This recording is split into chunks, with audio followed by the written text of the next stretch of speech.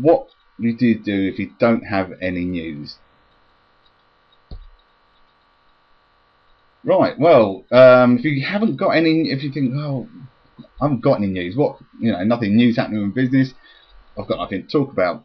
Well, there's several angles, and depending on your business, depending on what you want to achieve, is how you go about these. So, first of all, you can do how-to tips, features, establish yourself as an expert, as a go-to guy or gal about whatever niche you're in. And you can see Nigel Botterill here. He's appearing in the Metro newspaper with Bossy's Nuggets, and he's an entrepreneur. He's got lots of businesses about helping businesses get on, and he just shares some pearls of wisdom on here, which could help the business go forward. Do you think that if a business owner was reading that and next time he met Nigel at a seminar or saw one of his products online, do you think he was already more predisposed to potentially buying Nigel's products because he saw him regularly in the newspaper? Of course. So if you can offer a 762 or a feature or a series, the recession at the moment might be, if you're in finance, might how to get out of that, or New Year, about keeping fit. There's lots of, it will depend on your niche. There's so many different ways to go about the how to focus.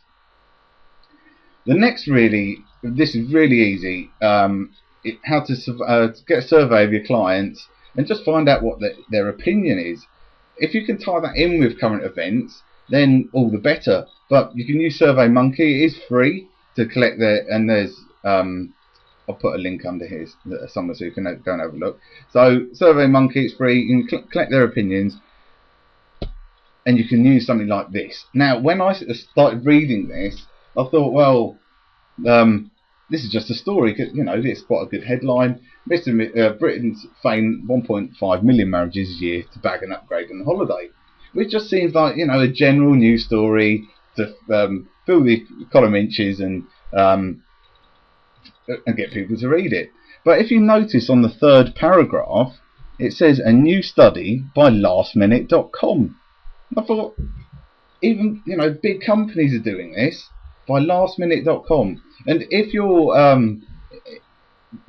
were in the travel industry and you were targeting a local newspaper or a niche online magazine, do you think you could use something like that? Of course you could. This is it's just an example of, you will see these happening time and again. That's a big company. They're not doing the sales angle and they don't really sell it later on. But all this is doing is getting exposure, and exposure means more potential clients and potentially more profit. So there's an example of surveying your clients.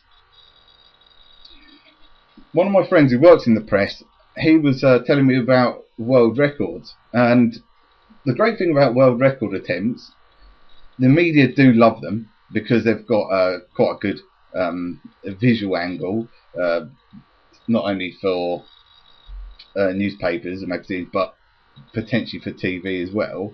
And it doesn't matter if you complete it, as long as if it's it's exciting enough, it fits in with what your business, even if it's very loosely fitting in, and then you could get coverage. There was something I saw back in May 2012 where they got the number of people involved in a business speed networking event.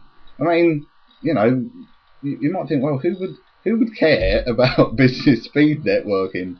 But the fact that they were running they were trying to get a world record attempt, it got coverage, and it would have got more people looking at their business and coming to their event. So it worked. It's great, and you can submit. You do have to pay for one of them, I think, but so it does depend on what you want to do. If you didn't want to do it necessarily with a official person there, you can always state you are going to go for a world record attempt, and then and look to get the if it does enough coverage, you can go for it again and get the application and get the officials down there. But have a look at those. You could look at those websites if you want more information on that. Now, holidays and special events, these are every year, so it's a staple diet of trying to generate some free publicity for yourself and all your clients' businesses. So we've got Christmas, we've got New Year, Valentine's Day, and sure there's lots of other days that that could come about, but there are some unusual ones as well. For example, in the UK we've got National Storytelling Week. There's nothing any business could open up for and or go into schools, offer to read stories to the children if they can. You don't need to be a particular business to do that. If you're a cook or a restaurant, National Pudding Snack Month, giving away free samples and or trying some unusual ones. And there's even some really funky months, like Typewriter Appreciation Month. I don't know who makes these up, but it is a real thing. Google it if you want. So if you're in, I don't know, something to do with computers, or you've got an office, there's something you can do with that. There's lots of things you can do to tailor your business and tailor your business into the news. A really good one, and this is double-edged, because competitions and awards, not only does it give you great recognition in your industry, it's something you can use on your website forevermore. For example, on the right hand side here, you'll see great news for how to become HSB Startup Star. Now, they were a finalist in that a number of years ago, and this is still on their website. But for anyone visiting their website, they can look at that and think, wow, they were been a finalist for a competition. They must be a decent business, which builds up your credibility. So do enter competition. Doesn't matter if you win. Like, as you can see there, it's not about winning, but you could build up your contacts in business. If you win, amazing. Your clients would be feeling over the moon. And if you do win, that's another story you can go out with and reinforce your proposition to your prospective clients.